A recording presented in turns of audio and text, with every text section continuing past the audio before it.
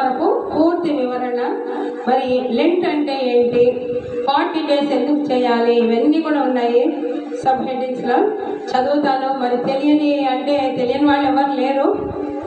మనం చేసేవన్నీ ఈ పండుగల యొక్క మర్మాలు మరి అప్కమింగ్ చిల్డ్రన్కి తెలపాలని మరి వింటున్న పిల్లలందరూ కూడా తెలుసుకోండి. మా లెంట్ అనేది చలికాలం తర్వాత వసంతకాలంలో నీళ్ల పగుళ్ళను చీల్చుకొని విత్తనాలు మొక్కలుగా బయటకు వచ్చి పూలు పూసి వికసించే కాలాన్ని లెంట్ అంటారు.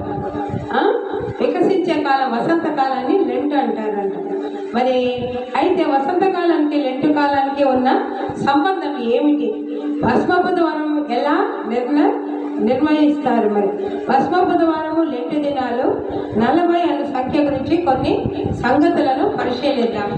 మరి లెంటు కాలము పరమగీతాలలో ఉందండి. 2:12 దేశములో పావురము కూత వినబడుతూ ఉందని, వేచి ఉండే దుఃఖ సమయము అవతరించిందని, తాను వస్తున్నానని ముఖము చూడనిమ్మని, స్వరము వినపడనిమ్మని, తనని కలుసుకోవడానికి సంఘ వధువును సిద్ధపడమని ప్రభువు చెప్తున్నాడు.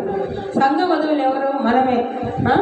తాను వస్తున్నాను అని ప్రభువు మనకు పరమగీతాల ద్వారా మరి పావురపు కూత వినబడుతూ ఉందని, వేచి ఉంటే దుఃఖ సమయము మరి ఆ దుఃఖ సమయం పోయి సంతోష సమయము వస్తుంది, ప్రభువును కలిసే సమయం వస్తుంది అన్నది ఈ లెంటు యొక్క మరి మర్మం అండి. అలాగనే ఇదే ప్రభు కొరకు లెంటులోని సిద్ధపాటు, దేశమంతటా పువ్వులు పూసి ఉన్నవి, బిడ్డలు కోలాహలము చేయు కాలము వచ్చను, పావుర స్వరము మన దేశంలో వినపడుచున్నది. ఇది బైబిల్ యొక్క వాక్యమే అండి. మరి ఈ సీజన్లో మరి చలికాలం వెళ్ళిపోయి మరి వసంత ఋతువు వచ్చి ఆ చెట్లన్నీ మరి చిగురిస్తాయి. మరి పక్షులన్నీ మళ్ళీ ఆకులు వెళ్ళిపోయిన తర్వాత పచ్చదనము చాలా అందంగా ఉంటుంది కదండి. ఈ సీజన్, ఈస్టర్ సీజన్ చాలా బాగుంటుంది మనకు అందరికీ. మరి ఈ కోయిలలు కూడా మరి లేత చిగురుల కోసము మరి మరి ఎంత ఆనందంగా గడిపే కాలమో వాటి యొక్క అరుపులు కూడా మనం వింటూ ఎంతో సంతోషపడుతుంటాం. ఈ సమ్మర్ సీజన్కు కూడా మరి ఎంటర్ అయిపోయే సమయం ఇదంతా కూడా. లెంట్ అనేది పాత ఇంగ్లీష్ పదము లెంటన్ నుండి వచ్చిందని. లెంట్ అనగా వసంతకాలంలో అప్పటి వరకు నేలలో దాగి ఉండిన విత్తనాలు మొక్కలుగా మారి నేలను చీల్చుకుంటూ బయటకు వచ్చి ఎదిగి పువ్వులు కాయగా మారడము అని మనం చెప్పవచ్చు. ఈ మరి వర్షాకాలంలో మరి విత్తనాలని భూమి మీద రాలిపోయింటాయి. మరి బీజోత్పత్తి మనకు తెలుసు. మరి అలాగా భూమిలో ఉన్నవన్నీ ఈ సీజన్లో మొలకెత్తుతాయి అంటండి. అందుకే ఎంతో పచ్చదనం కనపడుతుంది. వసంత ఋతువు ఎంతో అందమైనది. అనగా హృదయం దుఃఖంలో నుండి సంతోషము చీల్చుకొని బయటకు రావడం. ఈ విత్తనాలు భూమిలో చంపబడి మరి తిరిగి అవి మొలకెత్తి పైకి లేస్తాయి. అలాగనే మన యేసయ్య కూడా చంపబడి మనకు తెలుసు. అది మనము రాబోయే రోజులలో గుడ్ ఫ్రైడే ద్వారా తెలుసుకుంటాము. అలాగే ఈస్టర్ రోజు పునరుత్థానుడై తిరిగి మన మధ్య చక్కగా నివసించి మరి ఆరోహణమై ప్రభు చెంత మరి తండ్రి చెంత ఉన్నారు ఇప్పుడు యేసయ్య. మరి ఆ దుఃఖ సమయంలో అంటే సంతోషము చీల్చుకొని బయటికి రావడం ఎంత చక్కగా ఉంది చూడండి. అలాగే లెంటు చరిత్ర ఏమంటే క్రీస్తు శకము 325వ సంవత్సరంలో నైసియా అనే ప్రాంతంలో కాన్స్టంటైన్ చక్రవర్తి ఆధ్వర్యంలో జరిగిన ప్రపంచ క్రైస్తవ నైసియా సమావేశంలో ఒక మంచి కారణం కొరకు ఈ లెంటు కాలము నిర్ణయించబడింది. ఒక మంచి కారణం కొరకు.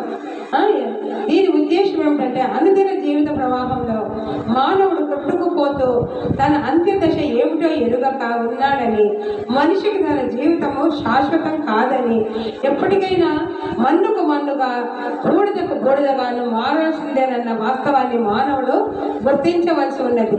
ఇది ఏంటి? మట్టి నుండి వచ్చిన మనము మట్టిలోనే కలవాలి. వీళ్ళతో పాటు పాడుకుంటాను.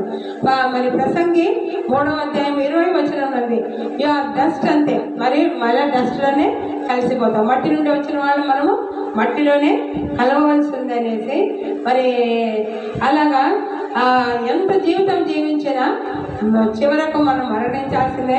మరి ఇంత ఉన్నంత వరకే మనము మరి ప్రాణం ఉన్నంత వరకే మరి మంచి చర్యలు చేస్తూ వెళ్తూ ఉన్నాము. చనిపోయిన తర్వాత మట్టిగా కలిసిపోతాము. అది చక్కగా ప్రసంగిలోనే మరి వివరించినారు. మానవుడు గుర్తించవలసి ఉన్నది కనుక ఈ వాస్తవాన్ని ప్రపంచం గుర్తించే స్థితిలో లేదు. ఎవరి జీవితం వాళ్ళు ఎంజాయ్ చేయాల్సిందని పోతున్నాం మనమంతా. ఈ జీవితం తాత్కాలికం అనే నిజాన్ని ఈ విజయ జీవితం మరచిపోతుందని కనుక సంవత్సరంలో ఒకసారైనా ప్రతి సంవత్సరము తెలియచేయాలని ఆ చక్రవర్తి ఇది ప్రారంభించారట.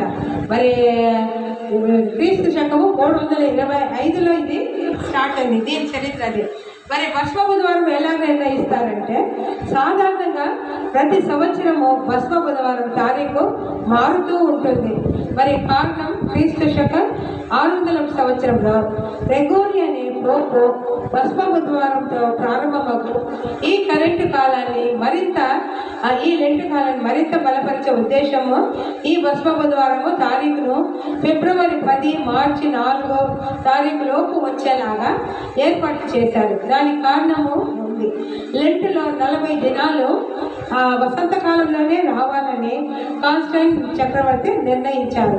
అయితే ఋతువులు చంద్రుని యొక్క పరిభ్రమాన్ని బట్టి ఏర్పడుతూ ఉంటాయి కాబట్టి చంద్రుని యొక్క పరిభ్రమాన్ని బట్టి వచ్చే వసంత కాల సమయం ఆధారంగా లెంటు యొక్క 40 దినాలు వసంతకాలంలోనే ఉండే విధంగా లెక్క పెట్టి సంఘంలో ఈ లెంటును నిర్ణయించి దాని ఆధారంగా భస్మ బుధవారం తారీఖులు నిర్ణయిస్తారంట. కాబట్టి ఆ చంద్రుని యొక్క భ్రమణము వల్ల వసంతకాలం వచ్చే తారీఖులు మారుతాయి. దానివల్ల భస్మ బుధవారం కూడా మారుతుంటుంది. ఫిబ్రవరిలో వస్తుంది, మార్చిలో కూడా వస్తుంటుంది లెంటు కాలం వరకు. దీన్ని బట్టి మనకు అర్థమైంది కదండి. లెంటు కాలంలో వచ్చే ఆదివారాలు లెంటులో భాగం కాదు. సో ఈ రోజు స్టార్ట్ అయ్యేది మరి గుడ్ ఫ్రైడే మరి ఈస్టర్ ముందు వరకు కూడా వచ్చేవన్నీ కూడా 40 డేస్గా లెక్క కట్టినారు.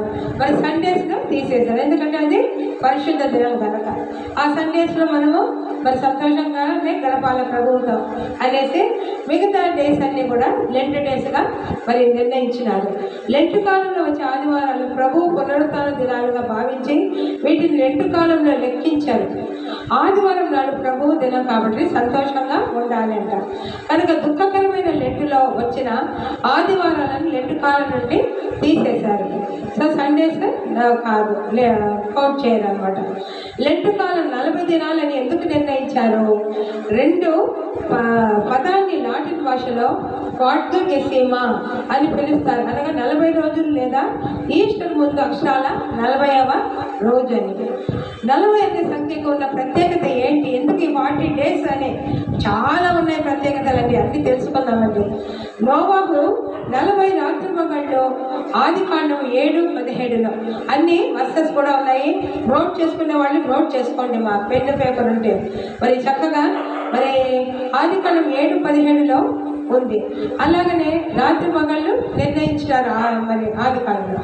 రెండవది అరణ్య ప్రయాణం 40 సంవత్సరాలు సంఖ్య 14:33 వచనంలో ఉందన్నమాట సంఖ్యాకాండంలో. అలాగే థర్డ్ 40వ రోజు బైబిల్ అంతట్లో వస్తుంది చూడండి. మోషే దేవుని సన్నిధిలో పర్వతంపై 40 రాత్రింబవళ్ళు అని నిర్గమాకాండంలో 24:18లో రాయబడి ఉంది. 4వ పాయింట్, ఇశ్రాయేలు మన్నాతో పోషింపబడ్డారు.